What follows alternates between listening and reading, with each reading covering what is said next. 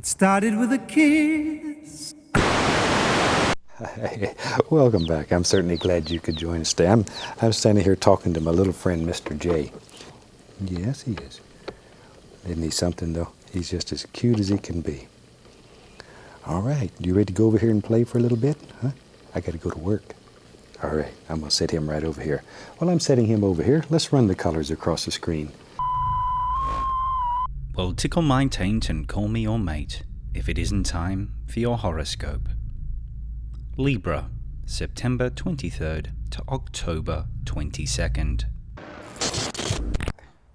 Buggery, sodomy, prostate play, shooting for the stars, smashing the rose. In the Queen's English, we call it anal sex. And today, on BBC Life, I'll be exploring the intricacies of anal pleasure using this butternut pumpkin for demonstration.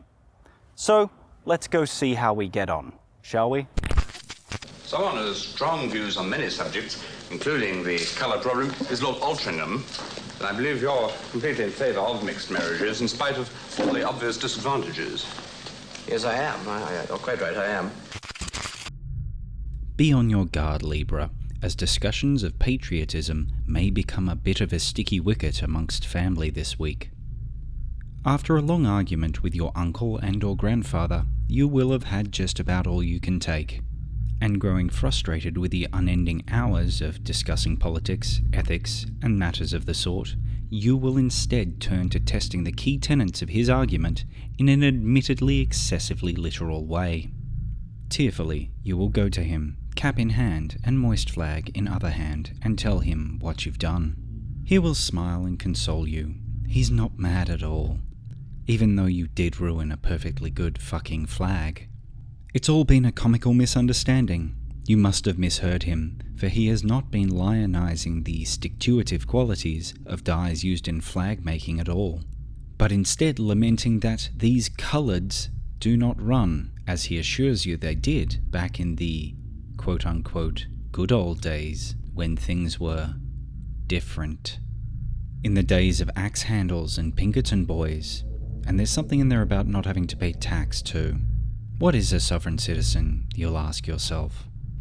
Sadly, you will never know as you've stopped listening and instead sit silently, watching his eyes cloud over with a haze of nostalgia as he talks of halcyon days long past. Or maybe that's the cataracts. You will back out of the room silently and never return, except on holidays. Here we see the tip of the pumpkin, and as we move down its considerable length, we observe the flange. The flange. Non si è lasciata difendere. Now to finance, and a grave warning.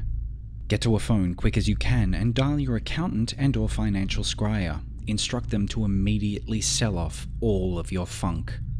The market's been looking stable for a suspiciously long time, and I have it on good authority that the funk bubble is about to burst. Those funky chunky bankers have been bundling subprime funk and selling it at a premium for years, answering the age-old question posed by notable funkonomist Bootsy Collins. Who's got the funk? His proposed answer, that being that we've got the funk, was, as we see here and in the Keynesian model, wrong. The sad truth is that they have the funk, and thus we can determine that this funk train is about to be derailed in a most ungroovy fashion.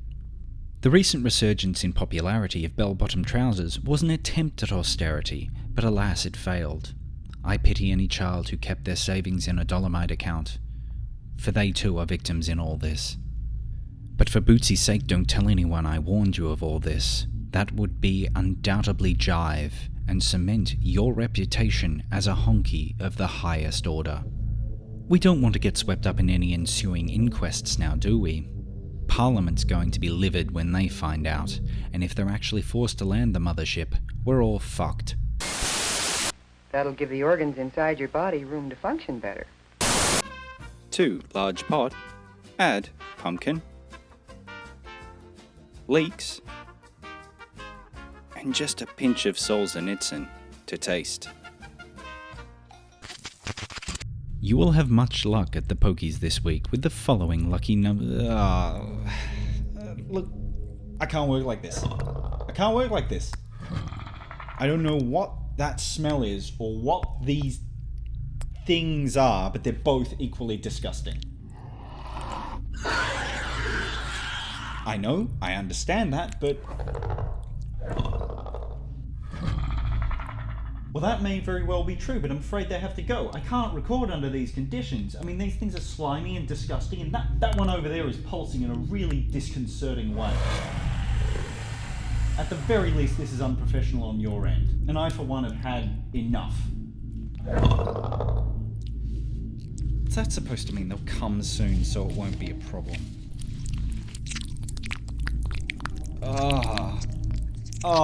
It's everywhere. Oh, jeez, it's in my fucking wingtips. No, the problem very well did not just fucking solve itself. Peggy, of course I can't go swimming. You know I've got the curse. Alright, and with that on the boil, if you play your cards right, you'll be frigging yourself to completion in no time at all. Speaking of cards, let's see what yours have in store for you this week. Now bear in mind that the death card just means change. Permanent, irreversible change. Your lucky locale this week is Lincolnshire.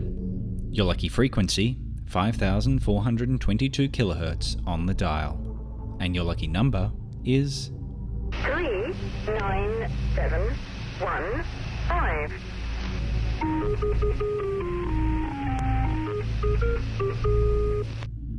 And with that, the time has come again for us to say goodbye and good luck. And there you have it, a delicious pumpkin soup. Fuck, Karen, take that. Karen! Yeah, no, look, it happened again. I made a soup out of it. It was meant to go up an arse and I made a soup out of it. Well, why didn't you stop me? You're the producer. I'm the fucking talent, I don't know any better, you bitch. It started with a kiss. Never thought it would come to this. It started with a kiss. Oh, never thought it would come to this. It makes a mockery of the whole business. Makes a mockery of the whole business, doesn't it, Ronnie? Thank you very much for coming along. Not at all.